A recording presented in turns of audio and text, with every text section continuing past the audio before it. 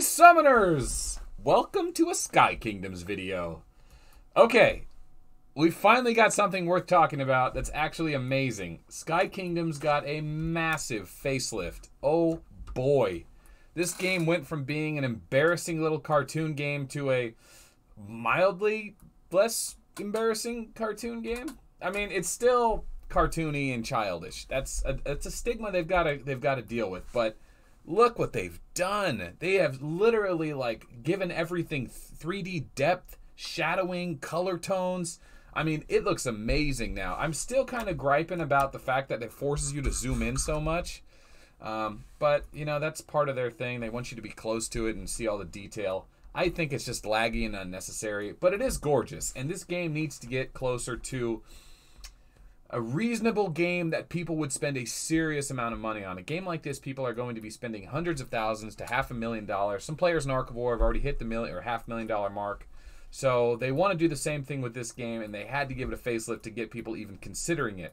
Kind of like the old Magic the Gathering versus Pokemon debate.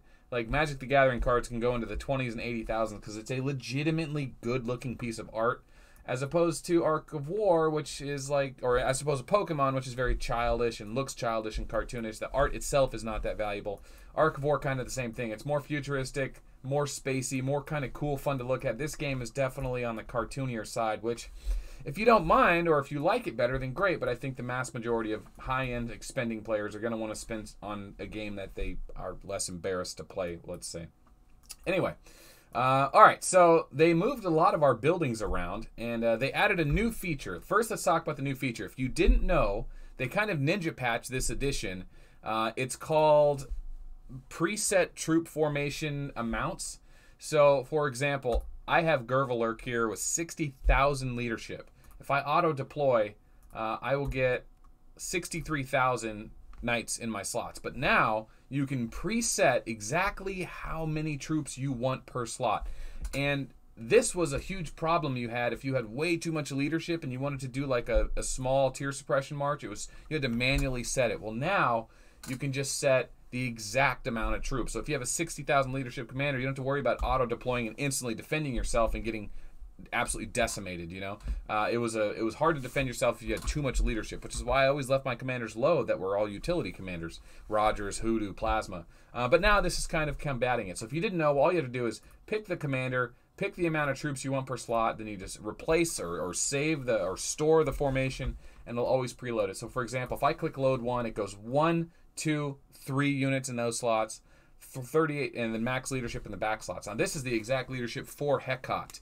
But if I change commanders and use Gervalurk, who has 60,000 leadership, do the same thing, he will load 3814 as well, which is what Hekot had when I saved it. If I want, I can change it to 63,400. I can store that formation, and then if I change it and go back to Hekot and load that formation, it'll still cap at 3814 because that's the most she can carry. But the game knows to tone it down because it has to. So very cool feature there.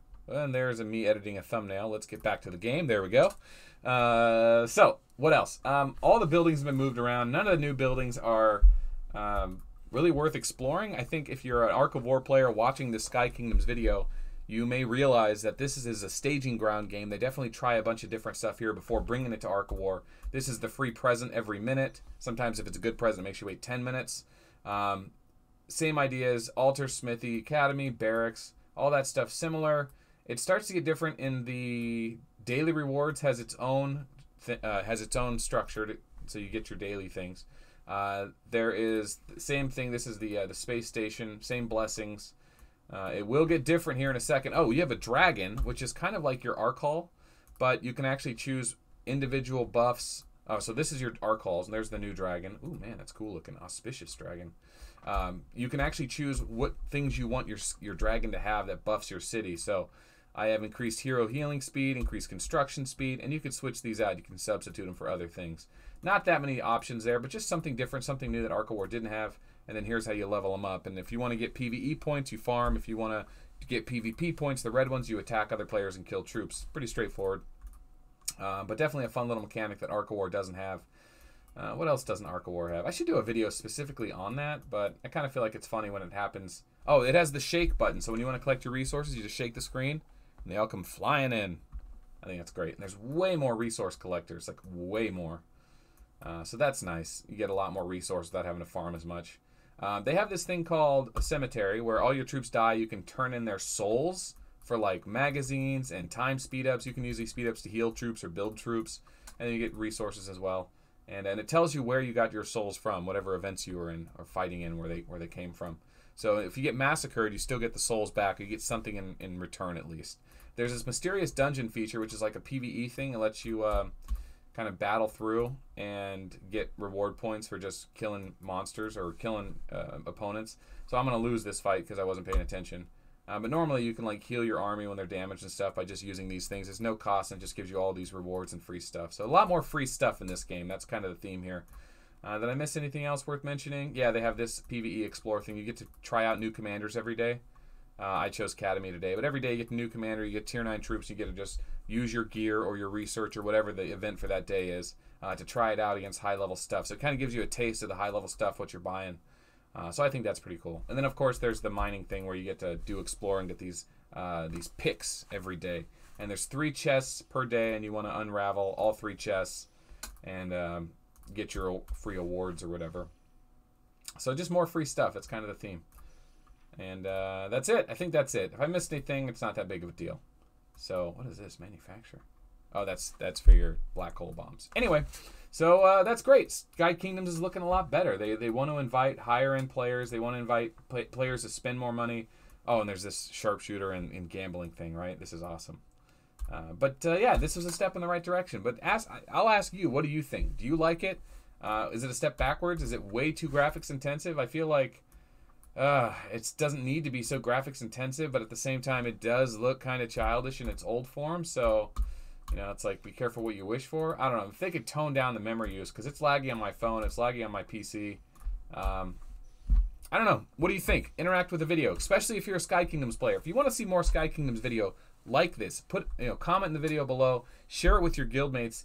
Sky Kingdoms videos just generally aren't received as well on the channel, so I'm less inclined to do them. But if you guys are serious about wanting more Sky Kingdoms content, strategies, world battle, PvP, stuff like that, I'll do it. But I just feel like I need to have an audience to do it. I don't need to do it for myself. So, yeah, like the video, share it with your guild, get people to join the channel. We're getting on 5,000 subscribers, so that's awesome. And if you are a Sky Kingdoms player, watch the Arc of War videos. It's the same game. It is. I mean, it's so similar. It may as well be the same game. So don't miss out on that content as well. So that's it for now. We'll see you on the Galactic Battle. Is it over yet? Is it over yet? No, the championships is coming up. It's going on right now. Oh, geez. ZGL versus Chinatown. And it looks like 40 minutes in, no one's given up any points? Oh, my God. All right. Well, we'll do something on that later. Thanks for watching. My name is Melt. We'll see you on the next video. Goodbye.